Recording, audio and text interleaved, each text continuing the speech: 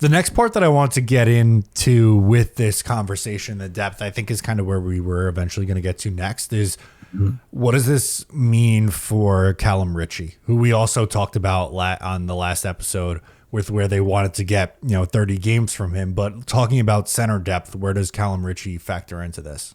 I think you're probably of the same mind as that it gives the Islanders flexibility to take their time with him, to not have to rush the kid, being like, we love you. We want to get you to the NHL. We want to get you there as soon as possible, but let's take a slow road. We don't need to rush you. We don't need to throw you in. We don't need to throw you in the wolves. Just let's mature your game at the AHL level, because maturing as a center is a big deal.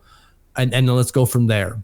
Of course, some of you might think that sounds hypocritical, considering like they might put Matthew Schaefer right into the NHL, but it's kind of a different scenario there with Matthew Schaefer. Is like, well, we don't want him to go back to juniors. We don't know if college is a route yet, but he'd be better served playing at the NHL than playing in juniors. So like, and you can't play him at the AHL level. He's too young, I think, right now. Yeah, he's still 17.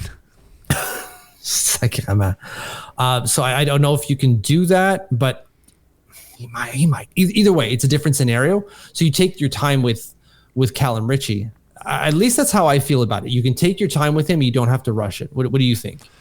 Yeah, you definitely could. And that kind of factors into what we were talking about last time with the whole 30 game thing. And by the time, the new year 2026 rolls around is when you might start to see him.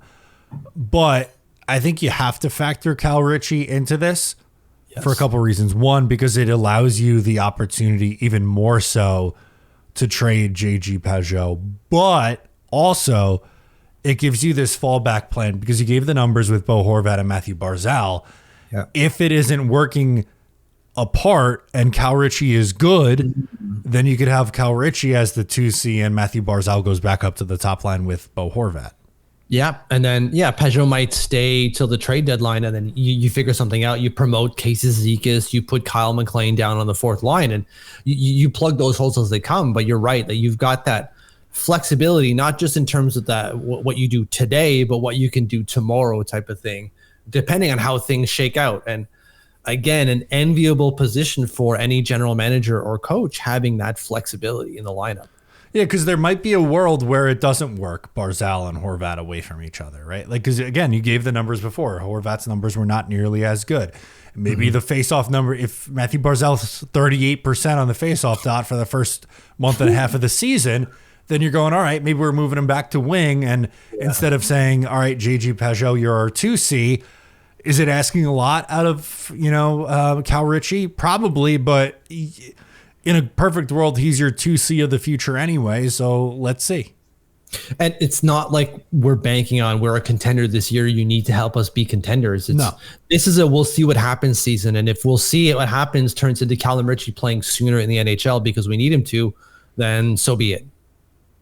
Exactly. So I think Cal also factors into this as a fallback option where you then don't have to go, all right, JG Pajot, you're going to play on a line on the, above on the second line, which, love JG as a third line center, but he's not a top six player. No, he's not. But we'll see going forward. At least we got the depth, and that's all that matters right now. If you like that, make sure to subscribe to Up the Turnpike on Patreon for more exclusive New York Islanders content.